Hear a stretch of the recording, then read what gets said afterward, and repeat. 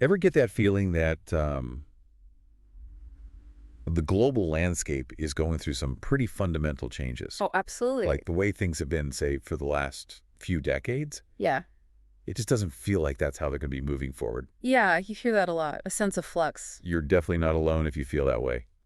So today, we're doing a deep dive into this analysis called The Four Turnings: Rise of India, China, and the Multipolar World. Interesting title. Yeah, and think of this as your express route, maybe, to grasping some really significant historical shifts in global power. So looking back to look forward. Exactly. How the world was, how it became the way it is now, and, well, some compelling ideas about where it might be headed. Our goal in this deep dive is really to unpack this framework they use, these four turnings in global history. Okay. We'll be focusing specifically on that massive swing, from a world where the East was really the center of gravity Yeah, way back. to that long period of Western dominance, and now this apparent shift toward something much more balanced, a multipolar world. Right. That term is everywhere now. Multipolar. So let's get started. What's fascinating right off the bat is the sort of cyclical view it presents. The idea that global power dynamics aren't just linear. They go through these distinct phases. Cycles, yeah. Turnings. Exactly. Turnings, each with its own character. And this analysis identifies four of them. The first one, it takes us way back, before the world we, generally recognize today. Right. Turning one. They label it the Pre Westphalian world. Basically, everything before, the 17th century? That's the time frame, yeah. Pre-1648, roughly. And the core idea here, which is really striking, is that before Western Europe rose up, the center stage, it was Eurasia. India and China held the main economic, technological, cultural weight. It's almost hard to picture now, isn't it, given the last few centuries? Totally.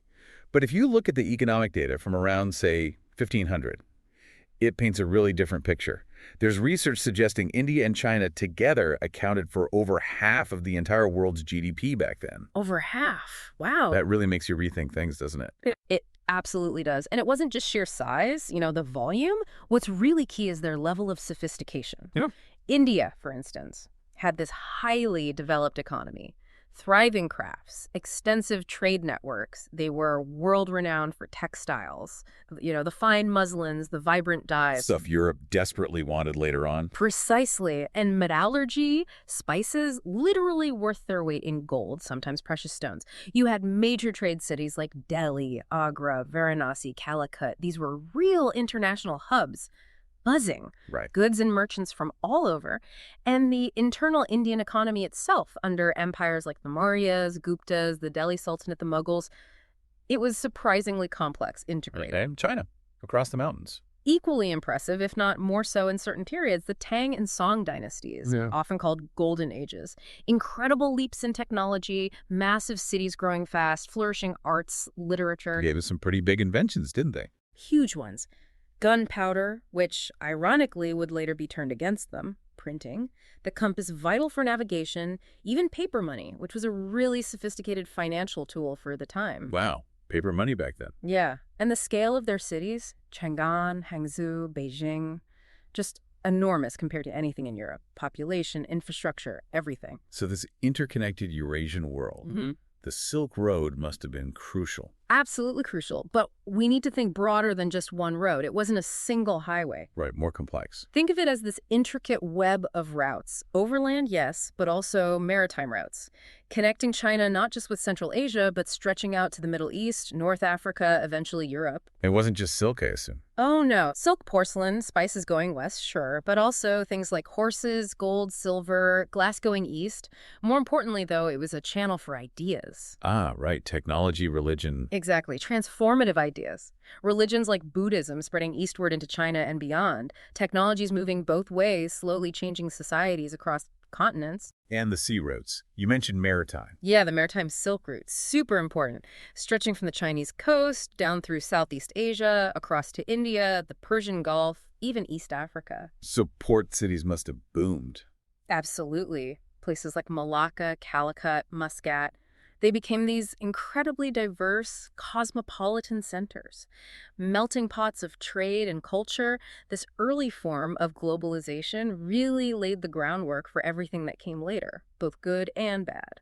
Now, here's something the analysis points out that's really interesting, the difference in approach between these big Asian powers and the later European ones. Yeah, that's a key distinction. They tended to be more inward-looking, focused on their own regions, using tribute systems rather than outright colonization far away. That's generally the picture, yeah. The tribute system was common in nearby states, acknowledging the central power, sending gifts, that sort of thing. Not necessarily direct rule everywhere. And the example they give is Admiral Zheng.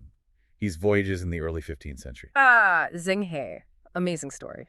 These massive fleets, incredibly advanced ships, Yeah. sailing all over the Indian Ocean, reaching Africa, Arabia, showing off China's immense maritime power. Truly impressive capability. Symbolize what China could do. But then, they just stopped. Abruptly, yeah. The Ming court decided to halt the voyages. Pulled back. Why? Complex reasons. Internal politics, economic priorities shifting towards domestic issues, concerns about the cost, maybe some Confucian scholars arguing against outward expansion. It's debated. But it makes you wonder, doesn't it? What if they hadn't stopped? Oh, it's one of history's great what-ifs, definitely. Contrast that with what Europe started doing around the same time or shortly after that relentless drive for expansion. Right. And while China was pulling back, the analysis notes Indian merchants and scholars were still very active across the seas. Very active, traveling across Asia, Africa, setting up trading communities, spreading cultural influence. Think Buddhism, Hinduism, reaching Southeast Asia, places like Indonesia, Cambodia, Sri Lanka. So a different model, more about trade, culture, less direct political control. Generally speaking, yes. A softer kind of influence, perhaps, compared to the later European model. But as we know, this Eastern-centric world, it didn't last forever. Things started to change, late 15th century onwards. The winds began to shift, as they say. European nations, initially kind of on the edge of this rich Eurasian trade network, they started developing some key advantages. Like what, specifically? Navigation was huge. Better ships, caravels, galleons that could handle long ocean voyages, more accurate maps, cartography, and maybe the biggest game changer long term, gunpowder weapons, cannons on ships, better firearms. So technology played a big part. A huge part. The voyages of people like Vasco da Gama, finding the sea route to India, Columbus stumbling upon the Americas, this marked Europe really bursting onto the global scene. And their goals shifted pretty quickly from just trade to control. Exactly. This kicks off the age of exploration, which blends almost seamlessly into the age of colonization. And it was driven by this economic idea, mercantilism. Right, mercantilism. Get all the gold and silver. Pretty much. National wealth meant hoarding precious metals, controlling trade routes, and crucially, extracting wealth from overseas territories. The East, with its known riches, was the prime target. And the way they traded changed too. It became less cooperative. Definitely. The analysis calls it a shift towards coercive commerce. Initially, Europeans often had to fit into existing Asian trade systems, but gradually they used their growing military muscle. How so? Building fortified trading posts, forts, basically. Establishing monopolies over valuable goods like spices, using their naval power to blockade ports, enforce their own terms. It became much more aggressive. And this is where those big companies come in, like the East India companies. Exactly. The Portuguese Estado de India, the Dutch VOC, the French Compagnie des Indes Orientales, and of course the British East India Company. These weren't just businesses. They were like mini-states. Almost. They were state-backed behemoths with the power to raise armies, fight wars, make treaties, even govern huge territories. They were instruments of empire as much as commerce. This shift from trade to forceful extraction is really a key turning point within this first big turning. But it wasn't an overnight switch, right? India and China were still massive economies even into the 16th, 17th centuries. Oh, absolutely. In absolute terms, they were still economic giants. But the balance was shifting. The tide was turning.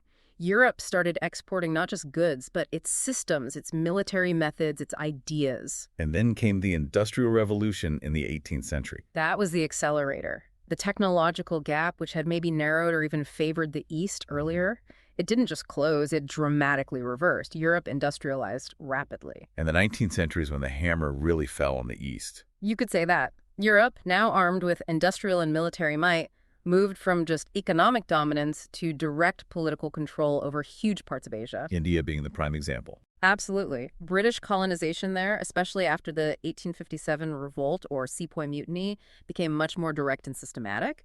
They dismantled local governance, deliberately undermined Indian industries like To textiles. stop competition. Exactly. And turned India into basically a supplier of raw materials, cotton, opium, tea for British factories, and a captive market for British finished goods. And China. It wasn't colonized in the same way, was it? Not fully, not like India. But it went through what the Chinese call the century of humiliation. The Opium Wars are the starkest example. 19th century. Yeah, 1839-42, then again 1856-60. Britain basically forced China to accept opium imports grown in India to fix Britain's trade deficit. When China resisted, Britain used military force. Leading to those unequal treaties. Precisely. Like the Treaty of Nanking, China had to give up territory, Hong Kong, open ports to foreign trade on bad terms, lose control over its own tariffs, grant foreigners legal immunity in many cases. It was deeply disruptive. Foreign powers carved out spheres of influence. So by the start of the 20th century, the world order had completely flipped. Completely reverse. Europe and the rising United States were firmly in the driver's seat. Which brings us neatly to turning two. Right, turning to the Westphalian order to the world wars, roughly 1648 to 1945. What's the main story here? Well, the central theme is really the consolidation of Europe's global dominance. Yeah. Propelled by those scientific, military, industrial revolutions we talked about. Leading to, well, global subjugation in many ways. Yeah, and the establishment of a new international system based on European ideas. The Treaty of Westphalia in 1648 is seen as the starting point, or at least a key symbol. Because it established state sovereignty. Exactly. The idea that each nation-state controls its own territory, its own affairs, without outside interference. It moved Europe away from, overlapping feudal loyalties and religious authority towards defined territorial states. This European model eventually became the global norm, even if it wasn't applied equally outside Europe initially. Okay. And after Westphalia, Europe itself changed quite a bit. Nation building. Intense period of it. Monarchs consolidated power. Governments grew bureaucracies, tax collection. Standing armies became the norm, leading to constant competition and innovation in warfare. And funding all this. Back to mercantilism. Mercantilist policies were key.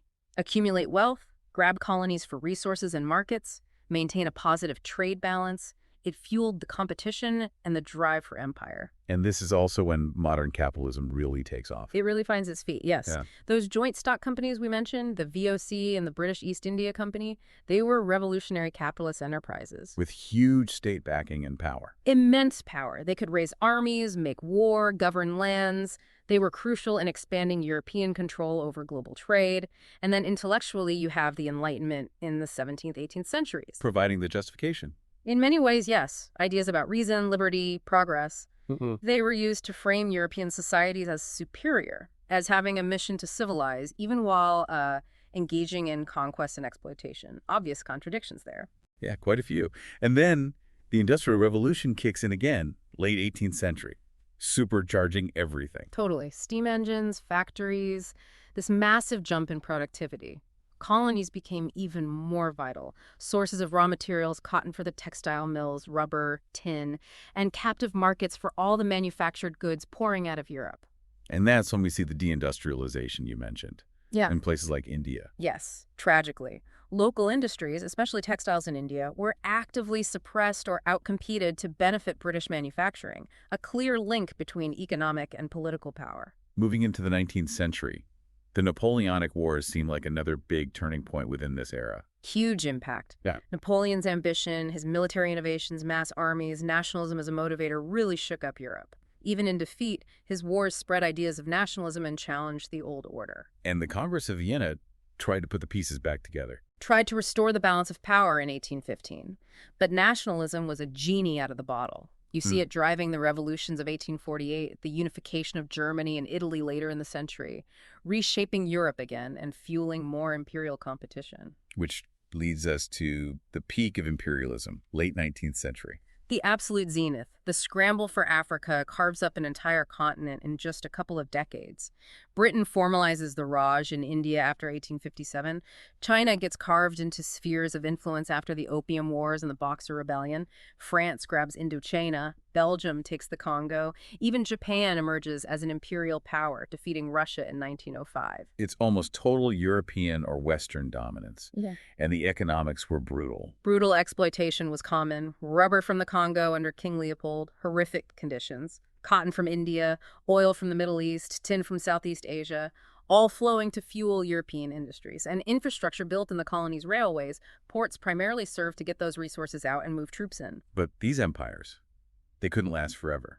They contained the seeds of their own downfall. Absolutely. The competition, the nationalism, the arms races, it all led inevitably towards conflict. World War I, 1914, 1918, a catastrophe born from alliances, imperial rivalries, nationalism gone wild. Industrial-scale slaughter. Unprecedented. Machine guns, poison gas, tanks, over 16 million dead. It shattered European self-confidence and redrew the map again, and the Treaty of Versailles afterwards. Meant to bring peace, but it imposed such harsh terms on Germany, it arguably just sowed the seeds for the next conflict, created deep resentment. And the years between the wars, the interwar period, wasn't exactly stable either. Far from it. You had the Roaring '20s, then the crash of the Great Depression starting in 1929. Economic chaos globally. Which fueled extremism. Exactly. Fascism rises in Italy, Nazism in Germany, militarism takes hold in Japan, desperate people turn to extreme solutions. Plus, you have the Soviet Union offering this completely different communist model after 1917, a whole mix of volatile ingredients. All culminating in World War II, 1939 to 1945. Even bigger, even more destructive. Triggered by German and Japanese expansionism, a truly global conflict. The scale of death and destruction was unimaginable, over 70 million dead. The Holocaust, the firebombing of cities like Dresden and Tokyo, Hiroshima and Nagasaki. It showed the terrifying, destructive power of modern states and ideologies. And the aftermath was completely transformative. The end of the European empires. That was a huge consequence. They were weakened, bankrupt, their moral authority undermined.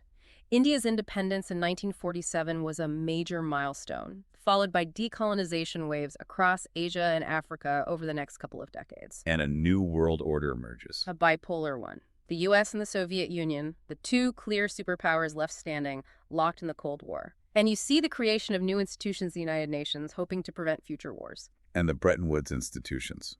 World Bank, IMF. Right, set up to manage the post-war global economy, largely under U.S. influence. So, Turning 2 ends with empires crumbling, superpowers rising, and the Cold War beginning, which sets the stage for Turning 3, the Globalization era, roughly 1990 to 2016. That's the period, yeah. And the defining feature right at the start is the collapse of the Soviet Union in 1991. Leaving the U.S. as the sole superpower, the unipolar moment. Exactly. And this fueled a widespread belief, maybe best captured by Francis Fukuyama, in the end of history. The idea that liberal democracy and free market capitalism had basically won, but this was the final form. That was the dominant thinking, yeah, that everyone would eventually converge on this model. And this led to a big push for economic liberalization globally. A huge acceleration. The U.S. really pushed this neoliberal model, free markets, deregulation, privatization, free trade.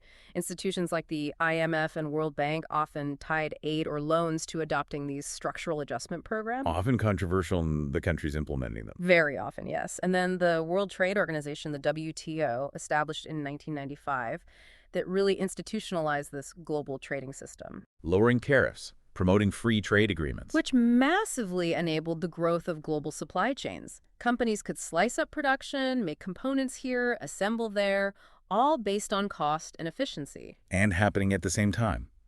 The tech revolution. Absolutely transformative. Digitization, the internet explodes in the late 90s. Email, personal computers become common. E-commerce takes off, then social media. Changes everything. Communication, business, information. Fundamentally, the dot-com boom, Silicon Valley becomes this mythical place. Companies like Google, Amazon, Facebook, Microsoft, they become global giants with incredible economic and increasingly political clout. And during this time, China and India really start their rapid rise. A dramatic ascent. China joining the WTO in 2001 was a pivotal moment. It became the factory of the world, lifting hundreds of millions out of poverty, but also causing disruption elsewhere. Massive growth, Huge cities springing up. And India. India started its major liberalization reforms in 1991, dismantling the old license Raj. It focused heavily on IT and services, leading to the boom in cities like Bangalore, Hyderabad, Pune. Big global IT companies emerged: Infosys, TCS, Wipro. So the economic landscape was shifting even within this U.S.-dominated era. Definitely. And not just China and India. You get the talk about the BRICS, Brazil, Russia, India, China, later South Africa.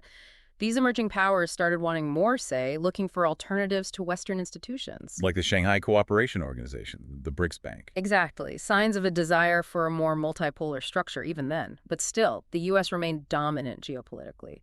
Huge military footprint, the dollar as the unchallenged reserve currency. Interventions in Iraq, Afghanistan, NATO expansion, G7 summit setting the agenda. All signs of that unipolar power. But then 2008 happened. The global financial crisis, that really shook things up, didn't it? A massive shock to the system. Started in the U.S. housing market, spread globally, deep recession. It really damaged faith in the Western economic model and its management.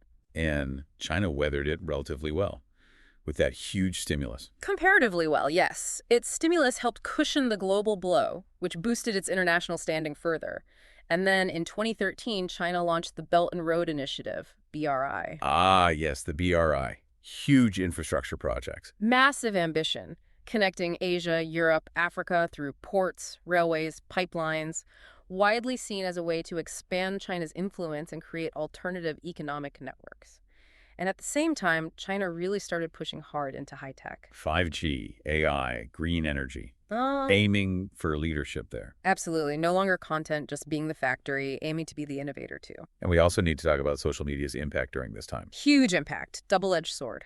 On one hand, it empowered citizens, enabled movements like the Arab Spring. But on the other hand, echo chambers, rampant misinformation, state surveillance, digital manipulation. Serious downsides emerged, and the sheer power of big tech companies raised huge questions. About monopolies, data privacy, taxes, influence on democracy. All of that, leading to pushes for more regulation, digital sovereignty efforts in places like India and Europe, trying to get some control back from these massive platforms. And beneath the surface of all this growth, inequality was a growing issue. Definitely.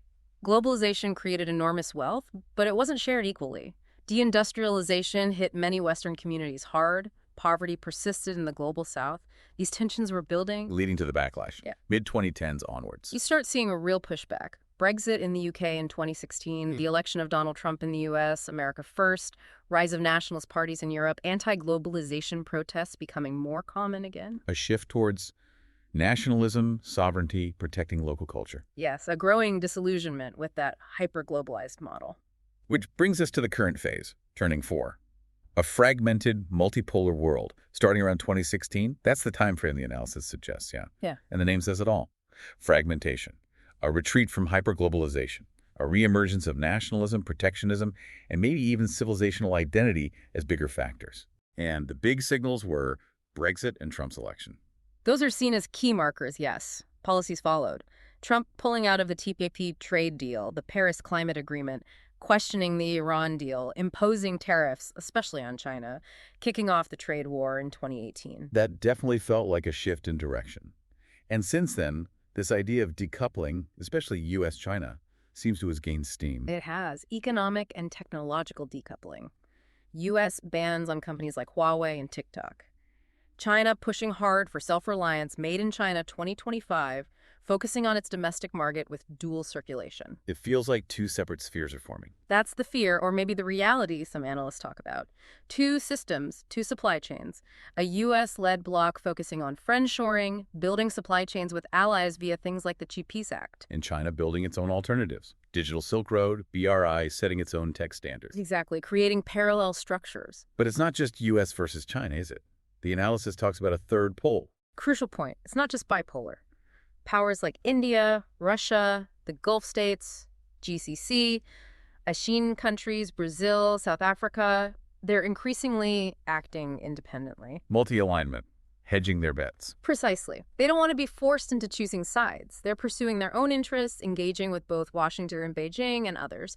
And India particularly is highlighted as playing a really pivotal role. How so? Well, it's huge market, young population, growing digital economy, strategic location. It makes India incredibly important. Courted by everyone, it's now the third largest economy, taking leadership roles in the G20, the Quad, BRICS, the International Solar Alliance. So India's not on the sidelines anymore. It's a major player, a swing state. A crucial swing state, yeah. A significant pole in its own right in this emerging multipolar order. And we're also seeing the state playing a bigger economic role again. Less pure free market. Definitely. The pandemic was a wake-up call. Those super efficient global supply chains, turned out they weren't very resilient. Right, suddenly you couldn't get masks or chips. Exactly. So now the focus is shifting. Resilience over pure efficiency. Policies like onshoring, reshoring, nearshoring. Governments intervening more to ensure strategic autonomy, secure critical minerals, protect supply chain security. The state is back, you could say. And then Russia's invasion of Ukraine in 2022, that seems to have accelerated many of these trends. Massively. It shattered the security setup in Europe, led to huge Western sanctions, but crucially, much of the global South didn't join the sanctions, stayed neutral or even sympathetic to Russian arguments. Highlighting the global divisions. Clearly. And you saw China and India buying more Russian oil. The Gulf states visibly recalibrating their relationships, pursuing their own interests more assertively. It showed the limits of Western influence in this new era. We're also seeing moves away from the dollar, de-dollarization. It's a noticeable drift. More bilateral trade happening in local currencies, India and Russia, China and Brazil, etc. Central bank digital currencies, CBDCs, are being explored everywhere. Regional payment systems are growing. Like China's digital yuan, India's UPI going global, Russia's SPFS system. All signs pointing towards a potential future where the dollar isn't quite as dominant. It won't happen overnight, but the trend is there. And culturally, ideologically. It's not just liberal democracy is the only option anymore. That idea of a universal model is definitely being challenged. You have China promoting its technocratic governance model. You have discussions about Islamic social governance, the idea of India as a Hindu civilizational state, the rise of so-called illiberal democracies in Europe and elsewhere. So the idea of one single path to development is breaking down. It seems to be, yeah, a reassertion of different cultural values, different political models, more pluralism, but also potentially more friction. So this fourth turning, it feels a lot messier, more uncertain than the others. Very much so. The old order is fading, but the new one isn't fully formed. Interests are shifting, the rules aren't clear, there's intense competition, economic, technological, ideological. Adaptability becomes really key. Being able to navigate this complexity. Exactly. Nations that can manage these pressures, build resilience, drive innovation, they're likely to do better.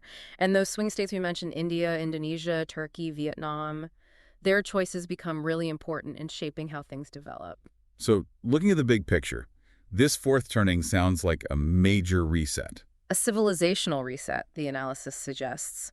The West is no longer the undisputed center. America isn't the sole architect anymore. We're returning, in a way, to a more pluralistic world, maybe echoing bits of that Pre Westphalian era, but with all the complexities of the 21st century layered on top. And the outcome is uncertain. Peace or more conflict? That's the big question. Will it be a stable, managed, multipolar peace? Or will it degenerate into fierce, competitive techno-nationalism and rivalry? The path isn't clear yet. Okay, so let's try and wrap this up, this deep dive into the four turnings. It really paints this picture of global power being cyclical, doesn't it? Very much so. Ebbs and flows. We've traced this huge arc from an era where the East India, China was dominant. The center of gravity. Yeah. Through that long period of Western, then American, dominance. And now we're clearly in another major shift towards something more, fragmented, multipolar, driven a lot by the comeback of the East, especially China and India, but also other regional powers stepping up. That's a good summary. And this current turning, yeah, it's marked by that retreat from hyperglobalization, more competition, and this renewed focus on the nation state, sovereignty, even civilizational identity. It's definitely a world in flux, as you said earlier. A lot of the old assumptions just don't seem to hold anymore. They're being questioned, reevaluated everywhere. It's a very dynamic period. It certainly gives you a framework for thinking about the big currents shaping things. So maybe a final thought for our listeners. As you think about these huge historical shifts, this move towards a more multipolar world, Mm, what does that mean for the big global challenges? mm. Climate change, security, economic stability? Yeah, how do you tackle those without one clear leader or with competing blocks? Exactly. How might a world with multiple power centers, maybe with different ideas about how things should work, address these really complex shared problems? What role will different civilizations, different governance models play? It's definitely something to chew on. For sure. Reflecting on these historical patterns hopefully gives us all a better lens to understand the forces shaping the future we're heading into. Thanks for joining us for this deep dive.